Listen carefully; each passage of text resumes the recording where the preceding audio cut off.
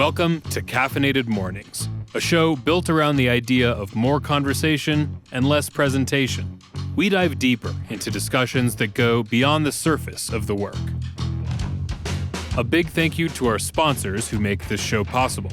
Today's episode is brought to you by the award-winning, strategically driven, independent, full-service agency TDA Boulder. And we can't forget Buck Ross Productions and Coop Studios for helping us capture and share this show with you.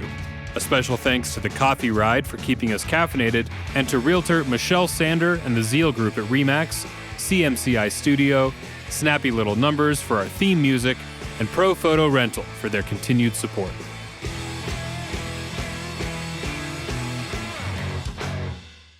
In this episode, we join everyone's favorite designer and host, Jay Föhr, in his recent conversation with Colorado-based but globally renowned graphic designers and artists Todd Berger and Lucian Föhr of Berger Föhr. Their work is widely acclaimed for its clarity and simplicity. This talk delves into the balance of design and art within their studio, the nature of their creative partnership, and the importance of the space and community in which they work. So get comfortable, get caffeinated, and get ready to be inspired and informed by our longtime friends and colleagues, Todd and Lucian. Let's go.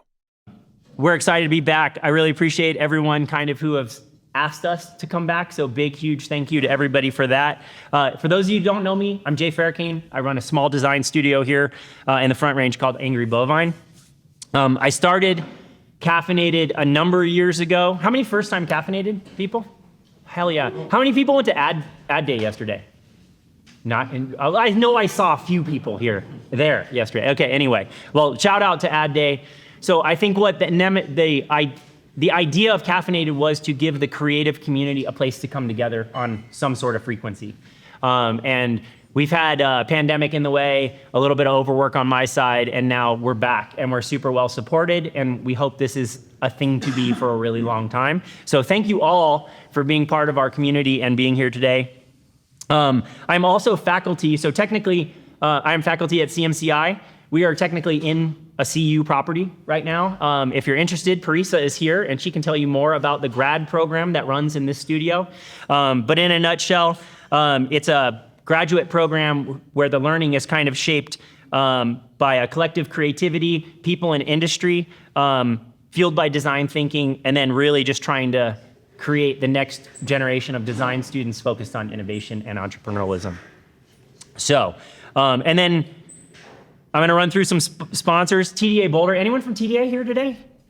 TDA has literally been our longest supporter, fantastic agency here in Boulder, does all the great work for First Bank and stuff like that. A lot of the folks there are really dear friends. So big, huge thank you to them for their literal dollar continued support year after year.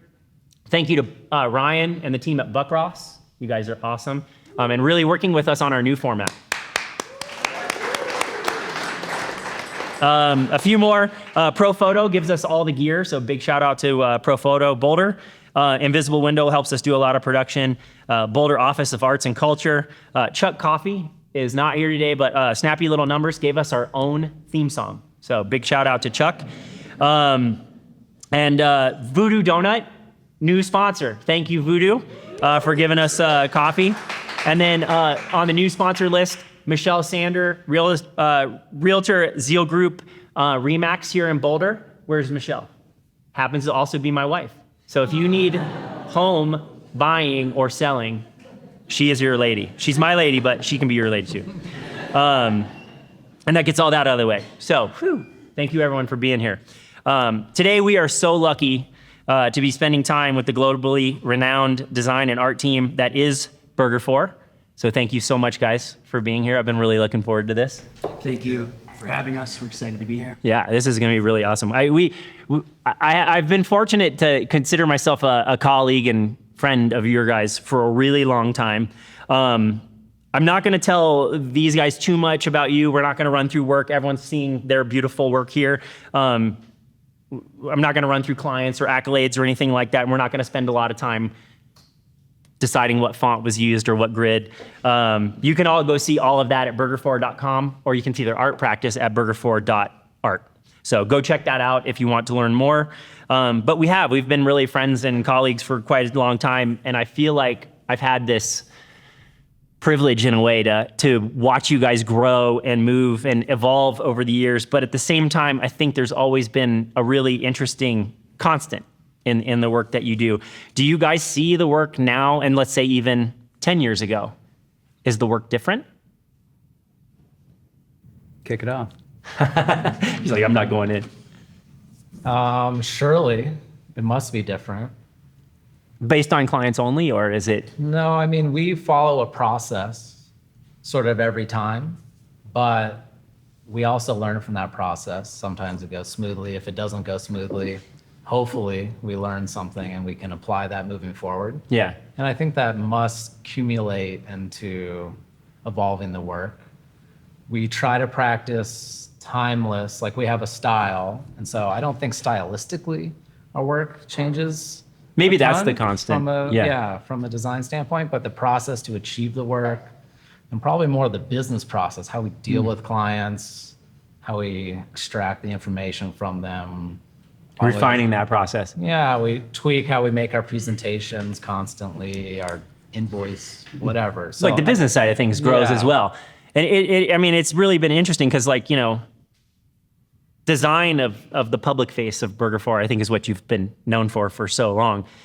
But art is kind of now, I think, at least maybe in my social feeds and just knowing you guys, art is almost on equal. And that's intentional. I think what was interesting to me to see it all of a sudden come up, and you guys don't really do anything without intention, I think. But has the art always been part of your practice all along?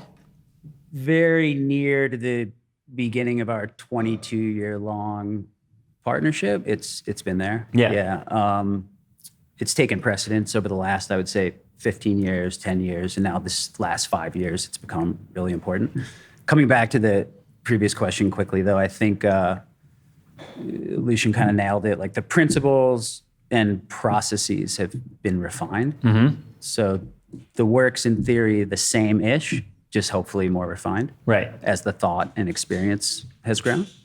But yeah, art's super important. It's how we balance the practice out and keep it holistic, keeps us stoked and inspired, and gives us a reprieve from the thinking we generate on behalf of our clients.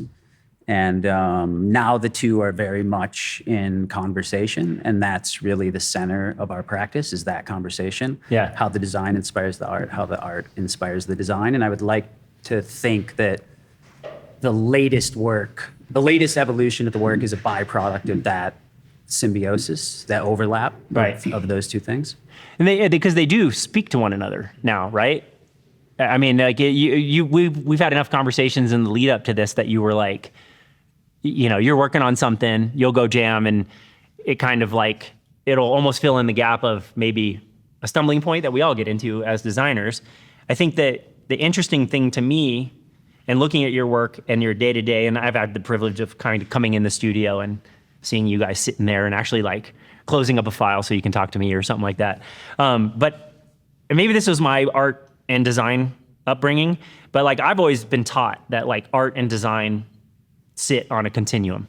Art being one side, way over, super subjective. Design sitting on the other side of the continuum, very objective, right? You were just mentioning how they kind of like your art and design practices overlap and almost facilitate one another. But is that notion of subjectivity versus objectivity ever at odds in the running between the two for you guys? I don't know if it's at odds, but we definitely have philosophically like hard lines between art and design. And a lot of that is objectivity, subjectivity. Generally, though, that's objectivity on behalf of someone else's design to us. Right. I would say we definitely make art like designers. Our art, we have our own brief on our own objectives, and we're sort of building out our own constraints. So it ends up being super structured, but there's no one other than us that it needs to satisfy. I think that's the main distinction. Is it a spoken brief, or is it like a legitimately crafted, hey, this is the Google Doc brief? No, we don't write it down. I think it's verbal, and as we're working through things, sort of whatever process we're using. You're speaking about the art brief per se. Yes. Yeah. We were realizing, we could draw this grid and only use circles and make 10 compositions only using circles, and things like that just come up, and we're sort of building out rules. Yeah, the art brief is a running dialogue. Client briefs, on the other hand, are very detailed, documented, discerning, Fixed. very much fixed at a point. Right. Just to shift back to the design side, we don't start any project until a brief is fully complete and fully signed off and fully approved from the client. And we equally feel comfortable that we've extracted all the information we can and need to be successful executing on their behalf. Whereas artistically, the brief is just this fluid thing. There's lots of notes and documents and metadata living in our files, like documenting processes and approaches, and there's lots of tests and samples, and this is what happens when you layer this on this and this and then draw on this, and but that stuff's far looser. And Well, and it's interesting that you talk about, like, one of the things that came up too when I was really like pressing you guys on some of the art stuff, that it became really clear to me that was like, number one, it is very objective. You guys have a course and a plan around it. And I was trying to get this sorted out in my head, and I actually looked up a definition of art that actually kind of like, it was almost like the first time I ever read the definition, but it was art is often defined, art is the expression and application of creative skill and imagination. And I was like, oh, that's exactly what Lucian was talking about when you're like talking about plotters and things like that. Because I think a lot of times in fine art practices, people expect it to be highly emotive acts. I woke up this morning and I'm sad, so I'm going to paint a picture or whatever that is. The emotional aspect, I want to say that the work isn't emotional, but that's not kind of the fundamental driver in it. we don't make, Art I side. think, any work from emotion, design side or art side. Like that's not our inspirational jumping point per se. Yeah, we have a body of work that you know about that isn't public yet that I think is definitely highly emotionally charged based on the subject matter. Yeah. But it's Oh, not yes. so much, painting a blue circle. 'cause I correct myself. That work is very much inspired by a feeling. So But I would actually that's say- an outlier. But I would actually, well, and I think that's the neat thing too about every once in a while in your work, even though there is a continuity and frequency to it, I think that the design probably practice of coming through is regaining someone's attention is that you have these little sparks. And do they, because you've talked about the art practice, both of you, as that part of that purpose is the allowing of discovery and experimentation. And who knows what we're going to get out of this. And whereas design usually is a little bit more governed by, well, there's a commerce side to it, right? Hey, we have to get this job done for this client and around the rules. ultimately aiming to evoke emotion on both sides upon completion, the design side and the art side, but we're not coming at the work from an emotionally charged place. Yes. We're strangely coming at both the art and the design very objectively. Now there's a bit more subjectivity in the decisions we make around the art. Right. But when we're making design decisions, they're purely within our objective framework Lens. within the studio. That we can make defensible, coherent arguments and rationalize why we're doing things on behalf of our clients. Similarly, when we're making art and we get to a point where we're like uncertain, we could do it like this, we could do it like that, we could go here. That discussion trends towards the objective in the studio too, and then we decide which feels more appropriate as a sort of extension of, you never entirely know where your work's going. What feels like the next trajectory of where the work's going? And I Right. realize that's a strange subjective thing to talk about objectively, but that's what Well, we and that was the irony that I think try to do. I came to when we started having these discussions around you guys coming back and doing a talk, was I started having this realization that for all the bullshit that we talk about in the true trade side of design and all the things we've been academically trained to do, in some weird irony, there is, you put form on a page and you put a headline or a copy and all that, it's going to generate an emotion at some point, right? Our job is to almost, if you look at good graphic design, get someone to pay attention and at least archive it. So you're like brand X, whatever it is. And that was the kind of aha for me. And like, when we started talking, I was like, oh, it's really interesting because like maybe art and design aren't as far as I once originally believed. And then you guys also made me think like there's this governance that was surprising to me that is in your work that, it was very easy to think of art and design on a continuum. But then there's also, we kind of started drawing this like triangle idea of That was nice. that commerce might be in there, like, or getting paid, right? And what drives art back and forth into, now it's more of a design project because we're being commissioned to do it. And sometimes those commissions come in and they're like, wide open, give me what you would want to give us. To that point about the triangle, we often talk about and look at our practice as like a hybridization of conceptual and commercial art. Like that's where the two meet. And that conceptual art is really the commissions, the studio art practice, and the commercial stuff it's all commercial, but the commercial stuff is really the design commissions, the stuff we're doing on behalf of clients. But it's all on a continuum.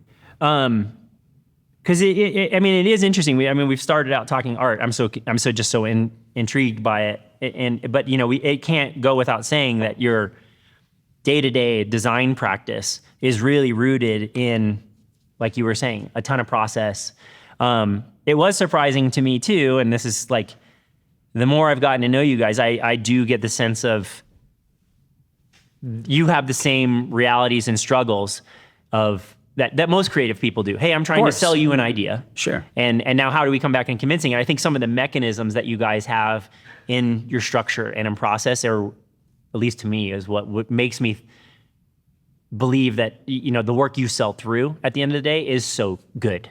Lucian can talk to this, but we came to the realization, it's probably like 15 years now, that on one hand, or maybe all hands, selling the work is arguably more important than making good work. If you can't sell the good work you made through at the end of the day, sell it to a client, sell it to a collector, it doesn't fucking matter. Right. You have to sell it to keep doing it.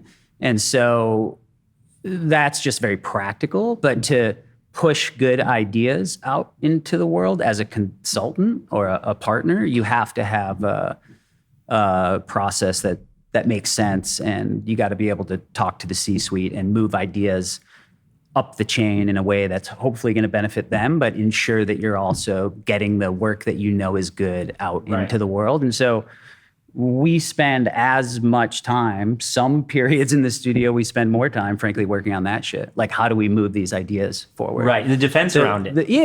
We'll make the work now. We're confident we can consistently make good work. Our process yields good work. Right.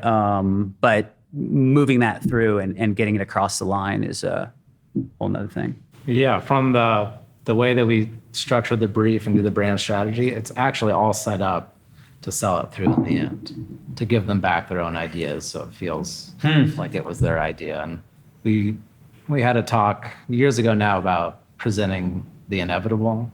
That's how we want it to feel when we're making our presentations. And yeah, sometimes we'll spend twice as much time making the presentation than we spent making the identity system. Hundreds of pages to... Well, and I think that's where all of a sudden now we're back on the objectivity side, right? You are trying to reason with people. And I was having a discussion actually with Michael Cody and his wife here that I actually had this notion I was explaining, trying to sell through a project, and she's a lawyer or has a legal background. And I was like, you're essentially presenting a case. Yeah. And I know that is the big wrapper around the work, and it is, you called it practical, but I would say it's critical. It's not even a joke, but I say it often that, like, I really enjoy working with our attorneys because I feel like it improves our practice. Like the logic and approach they bring to pushing ideas on us, we parlay back into our practice. Yeah. And They're really good at helpful. It is funny to hear, you guys kind of like talk about the process behind the work. And you guys mentioned once in our conversation just very recently a phrase that I really fell in love with, and it made me kind of like pause and think about this notion. And I mentioned earlier, I went to this ad day thing yesterday, and there was quite a few talks on speeding things up, AI, making this faster, blah, blah, blah. But you brought up this notion of gestation that was really interesting to me because, like I had a client say to me once, he's like, we pushed the proposal across the desk and we told him, a website's going to cost this much and it's going to take this long. And he kind of towed the ground, and he's like, fuck, he's like, serious? Like, you guys, if I gave you $50,000, you couldn't have this done by Monday? And I was like, shit, I probably could actually, but would it be good? Right, was really where my brain went. But when you said this word gestation, and you even talked a little bit about some of your work phases, like, hey, we can tackle something in a fairly more tactical, short time frame and show you what we did, and you can hire us to do that again and again. But there is a notion of like, sometimes the longer we sit on something, the more we know around it, right? I love that notion. You want to talk a little bit about like the act of time, gestation, and like Sure, it's learning. super important to our whole process. And so I guess I'll let you take over, but to step back, there's always now, the way our studio is set up, there's always art in process, literally moving, because we're making a lot of art using a drawing machine. So there's art running. You have to go like check if it's all still day, working. and we have to intervene with it manually many, many times a day. And so there's all those interventions are time for thought and reflection. And similarly, it's the same with the design practice, but I know you have some thoughts here. Yeah, I mean, we have a like Goldilocks time period for identity systems. It's around 8 weeks. We often get asked if we can go faster. And the answer is yeah, we can, but we shouldn't. And it's not that it takes us 8 weeks to draw your logo. We'll be done, and we want to generally sit on it for 1 to 2 weeks before we even present it. Wake up, open the file, make sure it looks good that day and checks out. And then when we present it, we don't want them to necessarily make a decision on the call. We want to give them time to sit on it as well. And every time people ask us to go faster, because we talked about it, some people want to go so fast, and it seems backwards, but if you force us to go really fast, you get more options. And that's because we're not armed with enough information to make the decision for you. And I would say you're getting lower caliber of work from us. If you give us the most information, the right amount of time, we'll give you the solution that we have for you. And when Lucian says we're not armed, that's because we haven't spent 2 to 3 weeks developing the brief. And that's, again, not 2 to 3 weeks. That's a day on our part, usually a couple days on a client's part, or half a day if they really have their act together. And that brief consumption, revision, review, collaboration has its own gestation period. And so that's when we actually start working. That's when the idea generation is happening. And we don't like fuck about at our computers. Like almost all of our identities are a sketch in one of our notebooks that arise during that initial gestation period where we're sitting on the brief. The brief is pretty much done or is done or nearly done. And the idea starts to arise. And then we just kind of execute in the next week or two.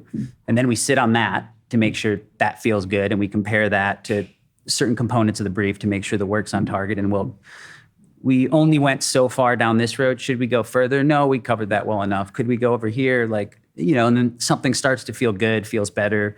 Occasionally, rarely, we go back because it doesn't feel right on day 3, 6, 7. Usually a week in, we're pretty confident. It's there. And then that process, when Lucian was saying that our presentations tend to take much longer than making the work, when we're assembling a presentation to, in essence, make the case to present the work, that's when we're really challenging the work. So usually by then we know the work's good, but occasionally in the presentation process, I don't want to say the work falls down, but something arises that we have to solve that we hadn't solved yet. Right. And so that's kind of our final step of discovery. Now we're developing the work and assembling in such a way that it can go live in the world. And so that's when you see little typography issues. The grid system has to be more dynamic because we're not covering this usage on this A3 sheet properly, whatever it might be. Yeah. And so there's some iteration there. And then by the time we're done with that, 80, 90, 100, 120 page presentation of like exploring all these avenues and contextualizing everything. So the person on the other side of the table can begin to see how this might live in the world. Then we're really confident. But that's been a long gestation period. And then to his point, we've got to pass that across the table and let someone else live with it. And because our work's all visual identity focused, it's pretty charged on the client side. Like people have really strong feelings and emotions about identities. Change is coming for them. Particularly with a rebrand. And so half our work is new identities, new brands. Half our work is rebrands. So in the case of a rebrand, The team on the other side, usually a founder or founders, they're very attached to their identity, even if it's messed up. even if they don't like it, Yeah. and they know it needs to change. The business has evolved.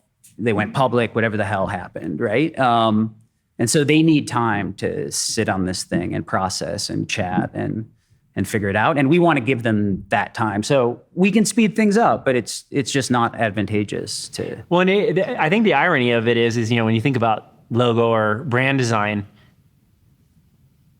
there is a frequency now that seems like brands like often redo every 3 to 5 years, which I think that you guys seem to create work that's a little bit more permanent. And that's probably a connectivity thread to art. That's like one of the defining principles of art too.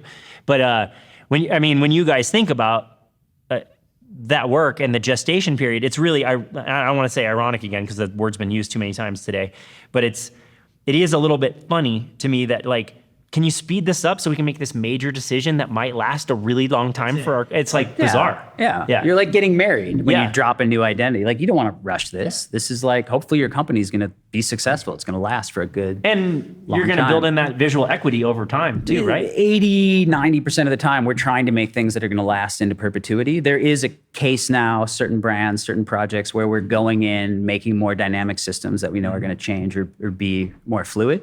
But coming back to that question, like, and thinking about what happens to work today in the world, like identities used to ride for 50, 60, 70, 100 years. There's still a handful of those out there, not many, right? We aspire to make work like that. That's a good feeling. But we offset that and supplement that with our artwork, because we're making our artwork to Right. last. In theory, it may change hands, it may move around, but it's not going to be deleted off someone's server. Exactly. Or disappear because there was a rebrand or a new website or something. So that's how we kind of balance the fact that a lot of what we're making is pretty ephemeral. Our art's not per se for the most part. That's we didn't even touch on that leading up to this, but that's a really interesting thing, because particularly in my ad work, I've been like, man, I buried myself for 3 months and the thing ran for 3 weeks and it's gone, dude. And like art, there is probably a really like soul satisfying chunk of that it sticks around. So I wanted to talk a little bit about, in addition to your art practice and the design, obviously, and the work you guys do is just so, I think so just clear and it just resonates with people. The other defining trait of you guys is that it is you too. It is Berger, it is Föhr. And I'm probably saying your last name right because I do believe it's Föhr. Fair. Okay. But the 22 years, hundreds, if not thousands of projects. Talk a bit about the formation of like how was this partnership like brought together? Like where did that come from? You're like Craigslist ad, like, I mean, how did it go down? North Street, Boulder. Extremely fortuitous. I was in high school. Yeah. I didn't have a driver's license.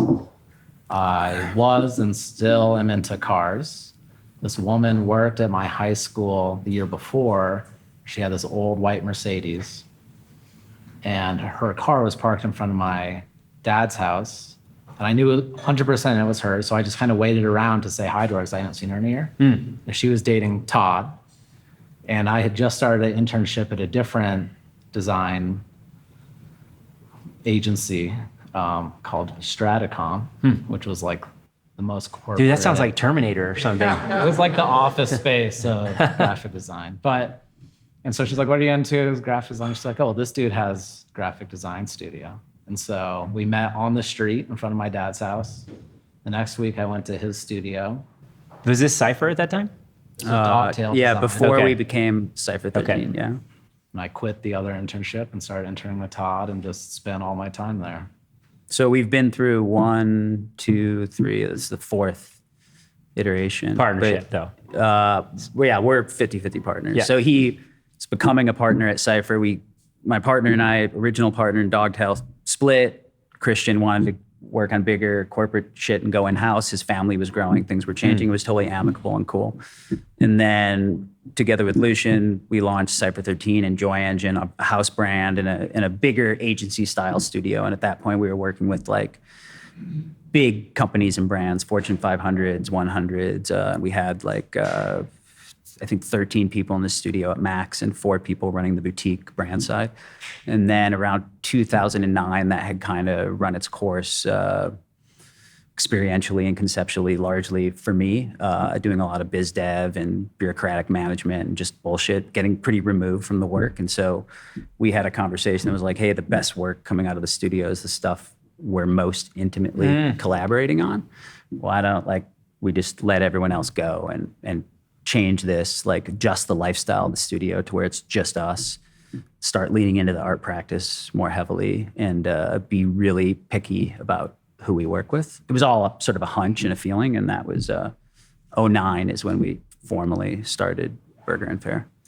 It's interesting that you bring up that notion of there's not like a luxury, but you're like making the space to work on the stuff that you really wanted to work on, and that intention of seeing like, hey, the better work comes out when we work together. I think it takes a lot of balls actually to make the decision of we're gonna part ways. But you guys have kind of always looked at the work that you're doing as, and I started this off talking about the continuity of it all, but you're almost always in a refinement kind of process. Is that kind of true? And Yeah, it's totally true. Just seeking efficiencies, looking for refinement. And the founding of Berger and Föhr, naming it after us was because the other ones these could be agency names or it could be nameless. You don't know who's working on your stuff. So we sort of talking about constraints. We purposely constrained ourselves to make sure that we do the work on behalf of our clients by putting our name on the door. Yeah, and we have fully shared authorship across everything, all of our art, all the design. And so it was it's work from Berger and Föhr. There's no one in the middle. Like occasionally we have an assistant, but there's clearly assisting. Right. That was a intentional kind of move and shift in focus as well. And seeing you two will literally work side by side. I wanted to talk a little bit about the give and take of duties within the studio, because I bet the perception is so-and-so does this and so-and-so does that. But I'm struck by the fact that it's, at least as far as I can see, really distributed and equal. You want to talk a little bit about that? Yeah, we've always tried to converge on knowledge. Yes. And not I thought this was super cool. Specialize. So if one of us, it's sometimes out of step. Someone's learning a new skill, but then teaching the other and getting them up to speed. Mm-hmm.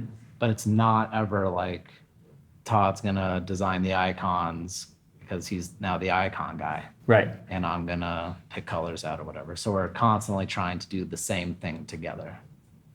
And yeah, you said we literally sit this close to each other for this many years on purpose, and we are intentionally looking at each other's screens. Yeah, we've had 6 screens in this little arcing radius for 20 plus years. Right. So he's looking at my 3, I'm looking at his 3. That's where a lot of the ideas oh, you're doing that. What if you put a radius on this? No, tighten it up. Move that a little bit. Oh, okay. I was going to ask if there is ever, I had a moment when I was one of the first studios I ever worked at. I really admired the guy who hired me and found out later he was colorblind. And every once in a while he'd make some really questionable decisions on color. And I remember me and another guy I went to design school with, we'd look over his shoulder and we would be like, oh man, I'm like, Jason, what do you think about it's kind of fucked up, right? And then we're like, no, that looks good, man.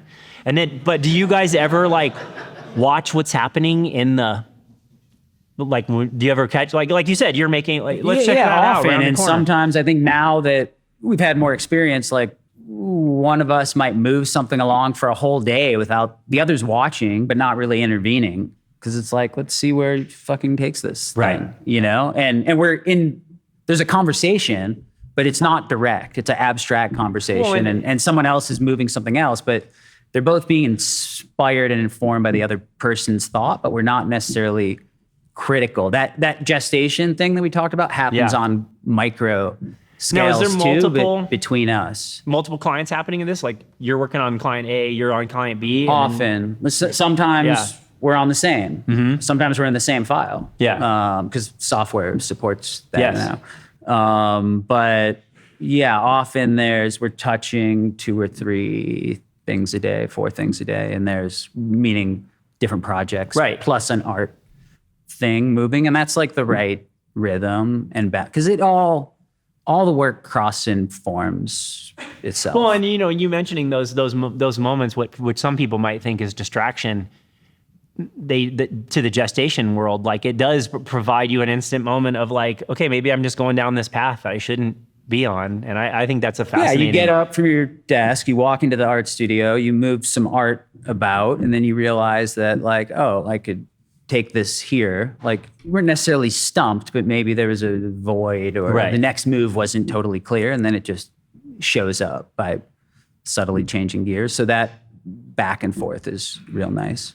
In any relationship, there's always challenges. Like, how do you guys work through like differences of opinions or ideas? I mean, like rock bands go through the same shit, right? You guys work closely together. You have opinions. Yeah, I would say it happens less and less now. We used to definitely we'd yell, argue and yell over things. Generally, like the most minute, like, oh, I think it should be a single story A, or I think it should be a double story A. Like the silliest things. And typically I just need to eat like a cookie and it was fine. But that actually doesn't even happen anymore. I don't know. It's been so long now that it's easy, and we're fully committed to, like, it doesn't matter who's moving the mouse around. There are ideas, and best idea wins. And so I think at this point in our relationship, it's very easy for us to convince the other one which direction is better, which idea is better, and rationalize it. And we have no ego in the game. Yeah, I was going to say, like, that does seem to be... And because it's a studio mentality. So if Lucian's doing something rad, I'm as stoked as him. It's moving our agenda. It's the energy we're imbuing the studio with that's making the work. And so whether it's coming out of he or however it's happening, we're just trying to put and I think good work out, and we're aligned in that. So it's sort of easy, but our relationship also works. We're lucky. I think you use that word studio though in like the Bauhausian sense, if that's the right way to say it. But like in the notion of we are here to make. And we're here to make. Yeah, the studio is a machine of sorts. Yes. We're kind of employed by it to some degree. So we've set it up so we can show up and twist some knobs and pull some levers, and some things can come out of it, And the more we sort of focus on the studio itself, how it's set up, what tools are in it, organizational structure, how we position things, the clear the headspace we bring to it, the more we can utilize that sort of gestalt energy of us, the space, our collaboration to sort of generate things. So that's a process. That's like the core practice of the studio, is like, what magical shit can happen here? Yeah. How do we set this up so good things repeatedly come out of it? Because that's what stokes us out. Like, that's why we go to work every day. Well, and I think that this is a fantastic segue into like, I've known you guys in multiple spaces here downtown, always really well-designed spaces, like magazine quality. When you do photo shoots in it, they look beautiful. I mean, it goes without saying that the workspace you're in is highly critical in like the work you guys do. It has been since day one. You recently moved into your current studio. Talk a little bit about like finally bringing like art and design into the same building, because that hasn't happened until now. Yeah, we've always had separate art and design studios, which made art more of had to be a scheduled activity. And I was actually going to bring it up with your very first question. I think you feel like you're seeing more art from us now. I think because it's a more fluid experience, our space there is now encompassing both, so it's easy for us to share both at the same time. And so and it changes our process again, and the whole studio being able to have these two. And we're a year and a half, almost 2 years in the space, and we're still figuring out, the exact setup. It's almost like the third member in your group now, in some weird way, right? Like the part, you being the machine. Yeah, we've never had art and design so closely integrated. Right. Like to Lucian's point, we worked all day and we have families. And so it was like, if we were going to go back to the art studio later, we had to schedule it. We had to plan it. It's a long day, right? To Right. go from one studio to the next studio after dinner or whatever. So And now, the information between the two and is the different. the segregation between the two, like not living with the art. You're living with the art, but it's not in your space every day. So I think when you're making art, you have to look at it every day. It has to be out. You have to see it. You have to take older works out, put them next to newer works and be like, what are we doing here? How do we get from here to here? Why did we get from here to here? Where should this go next? So the fact that we can store all of our work in a space where we can make our work and have those two things in close proximity to all the design that's happening has been super beneficial. And that we have a shop now in the back so we can prototype things and move things forward that we couldn't before. And so, yeah, it's been the missing link. And I think that's what we're most excited about, because now we've sort of like, we've opened the door to a lot of new potential with the new space. It's super interesting to think about that too. Like, do you think that's more of a designer's view of art,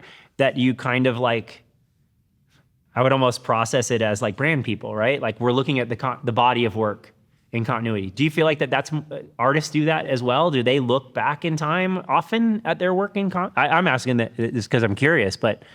I think so. I think there's some artists that are so, they did one thing for their whole career and it became their thing. Mm-hmm. And in some ways, sometimes I feel like we're a detriment to ourselves because we can't help but experiment and shoot off in a new direction. I think there's coherency across it all, but there's definitely different bodies of work instead of a single body of work. But yeah, so I think different artists, but some people are dedicated to the one thing. Yeah, and it's in the art world specifically, it's easier to have a pretty clear focus, like not change medium, not change direction. Right. While we have a lot of connective tissue and threads that are carried through all of our work, it diverges at points. And because our work is so process oriented, like the root of all of our work is designing a process to make the work. The design of the process is as important as the outcome. So we're trying to design processes that we enjoy going through to yield the work. Right. If the process is designed well, with the right amount of sort of nebulous potential, really interesting things can happen. And so we're always seeking for that to happen. And so that sort of prompts us to explore different avenues. Again, we think they're all somewhat cohesive, and we're actually working right now to tie that together and assemble our work in a more narrative way to show the bridges from body to body. And I think even some of the ways that you guys like archive the work and show the work, even though it might be visually diverse or medium diverse, for me, it still all feels really connected too. I don't know. That might be the byproduct of like a good Thank you. That's Instagram nice. feed. Sometimes we feel like it's too disconnected, but we're like, that's a challenge. There's two people with lots of ideas working towards one thing.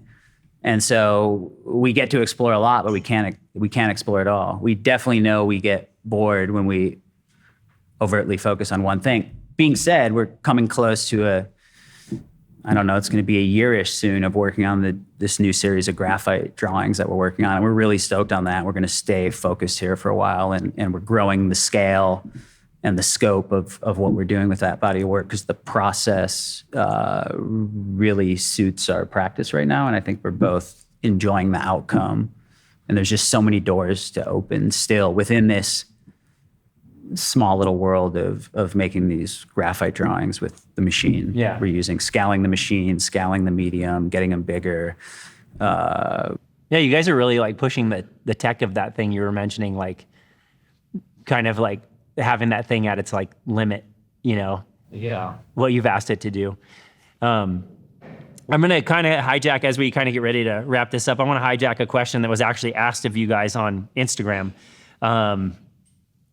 And it's interesting because like I just heard a little bit of this, and that's why I kind of want to jump to here. But, do you guys ever experience an anxiety or self-doubt, whether it's shared publicly to one another, when you're getting ready to share new work or present even client work? I mean, your process usually yields such a good thing, but is there ever that that traditional artist or creative bit of like, fuck, are they gonna like this? Are they? I'm interested to hear Lucian's response. Not on the client side. Like I feel, provided they gave us the time we asked for and the budget we asked for and the information we required, I always feel super confident going into those presentations. Artwork, I guess I don't care. So yeah, no, I don't. Yeah, I don't get nervous about that either. That's cool. I mean, it's such a cool position to be from. I do think it's a creative maturity point too, when you're like, have that confidence of like, and to me, that's the true mark of art too, is like when you're ready to show it to the world, you shouldn't care. Right. And that's very much like the genesis of the Rick Rubin book recently, was like, if you're ready to show it, fucking show it. Don't care what anybody else thinks. That's the bottom line there. But on the client side, like as seriously as we take deadlines, if we were ever at a point where we thought we were ready to present the work and it wasn't ready, we would just ask for more time rather than present something that we weren't confident in. So I feel like we're always quite confident going into those presentations. Now, sometimes along the way, is there some doubt, like, are we going to nail it? A little bit. Right. But that's also part of the excitement. And to Lucian's point on the art side, we're doing what we want to do. So at the end of the day, it doesn't matter. We're psyched when people like it. We've certainly made whole bodies of work that people aren't feeling. We are. Some of our favorite work still sitting in storage. We think one day it'll make it out, but, and often that's because like we didn't do number 2 well. We didn't explain the thinking behind the work, the concept, what it came from, where it's going, what we're doing, which occasionally we're bad at because we're most psyched on making the work. And even today, our good buddy Howie asked us if we were psyched for this. And of course, we're always psyched to hang out with you, but it's like, well, we also could be making work. Right. Which is like that's what we want to wake up and do. So don't get me wrong, we're extremely I'm glad grateful you're happy to be here. and stoked to be here. And like that's a byproduct, hopefully, of making some good work, but we're in it to make the work. Which is just such a fortunate, lucky thing to have found something that you can do with someone else and you can both enjoy so much and go through the trials and tribulations and sort of flow along that meandering river to try to, create something rad. I think it's great that you guys have the realization of what design is and doing that as a career and craft of art as, I don't want to say a privilege, but you are thankful. You're gracious for it. And that's super cool. Well, guys, awesome talk. I really appreciate it. Well, thank you, everybody. Thank you. Thank you, Todd and Lucian.